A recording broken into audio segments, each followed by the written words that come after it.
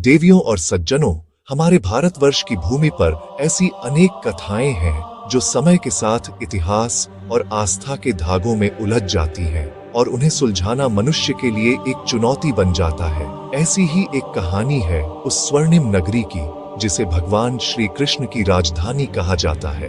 द्वारका, भक्ति, शक्ति, एक अद्भुत रहस्य, एक नगरी जिसे स्वर्ग का द्वार कहा गया, एक शहर जो अपने चरम वैभव पर पहुंचकर समुद्र में समा गया।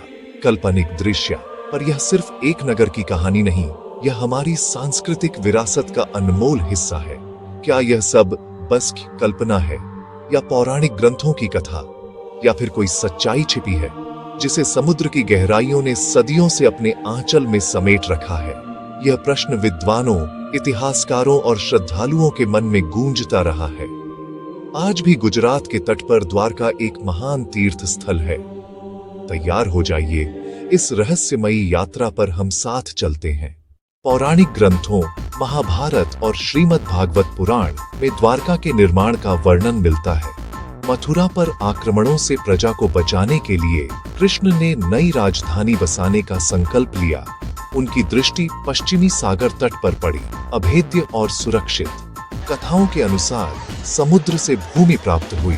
निर्माण का कार्य देवशिल्पी विश्वकर्मा को सौंपा गया। अद्भुत कलाकारी से स्वर्ण नगरी का उद्घाटन, सुनियोजित सड़कें, ऊंचे महल, उद्यान और विशाल प्राकार, एकाग्र योजना, सोना, चांदी और मणियों से अलंकृत स्वर्ण द्वारका। यहाँ आध्यात्मिकता, ज्ञान और संस्कृति का महान केंद्र फला फूला। मजबूत दीवारें, समुद्र से घिरी, प्राकृतिक सुरक्षा कवच। कहा जाता है इस नगरी की रक्षा स्वयं श्री कृष्ण करते थे।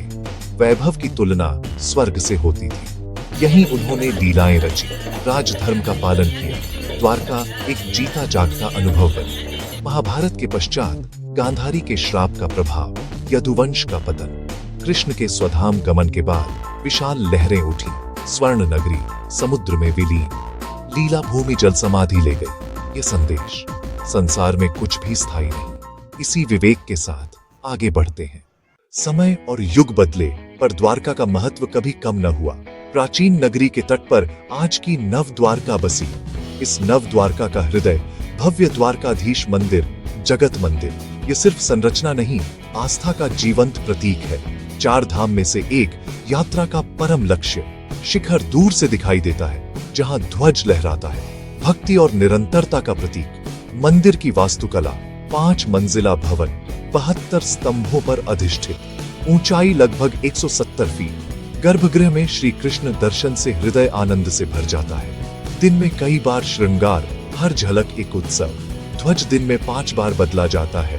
अनोखी परंपरा, घंटियों की ध्वनि, शंखनाद और जय द्वारकाधीश वायु में अद्भुत ऊर्जा भर देते हैं। गोमती स्नान के बाद 55 सीढ़ियां, मोक्ष की ओर एक प्रतीक। जन्माष्टमी पर पूरा नगर उत्सव में रंग जाता है। यही श्रद्धा सदियों से जीवंत है और रहेगी।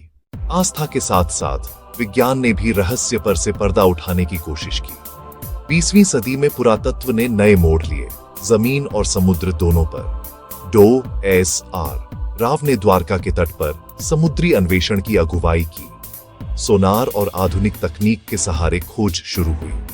सोनार ने असामान्य रेखीय संरचनाएं दिखाई, प्राकृतिक से अलग। तेज धारा, कम दृश्यता के बीच गोताखोरी एक चुनौती रही। पत्थर के बड़े बड़े ब्लॉक, निश्चित पैटर्न में व्यवस्थित, दीवारों जैसी रेखाएं, किलेबंदी का संकेत, गोल और चौकोर बुनियादी ढांचे, इमारतों के आधार, कई प्रकार के स्टोन एंकर्स, व्यस्त प्राचीन बंदरगाह का प्रमाण।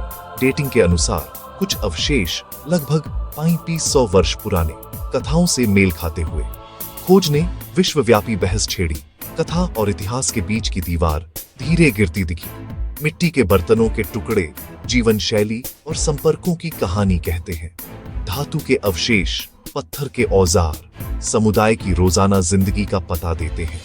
यह अवशेष मौन सही, पर उनकी खामोशी में पूरा इतिहास समाया है। 2 कहानियां, एक आस्था की, एक विज्ञान की, दोनों एक ही स्थान से जुड़ी। पौराणिक कथा, स्वर्ण द्वारका, कृष्ण की नगरी, लीला का अंत, समुद्र में विलीन। करोड़ों के लिए यही परम सत्य और विश्वास का आधार है। विज्ञान प्रमाण, तथ्य और तर्क देता है। अवशेष एक प्राचीन बस्ती के संभव है प्राकृतिक आपदा से जलमग्न ब्रॉन्ज आयरन एज के निशान द्वारका में आस्था और विज्ञान विरोधी नहीं पूरक प्रतीत होते हैं। कथा क्यों बताती है, विज्ञान कैसे तलाश करता है।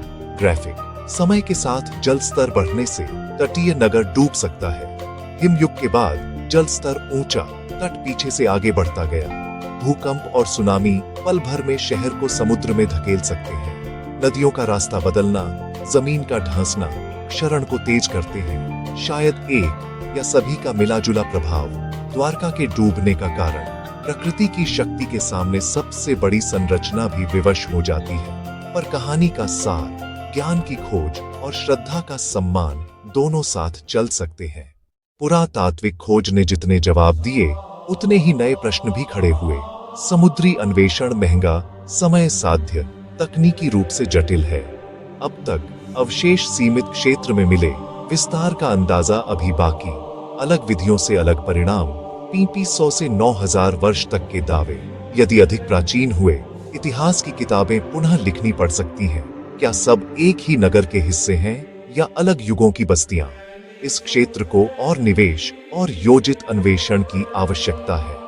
क्या द्वारका सच में डूबी थी? सरल हाना मुश्किल, पर अवशेष प्राचीन नगर की ओर इशारा करते हैं। सच्चाई शायद बीच कहीं या दोनों स्तरों पर सत्य हो सकता है।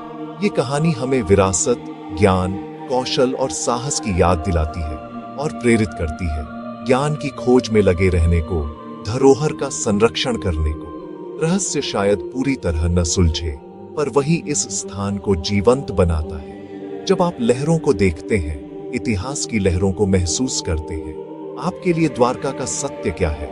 आस्था, प्रमाण या दोनों? जय द्वारकाधीश।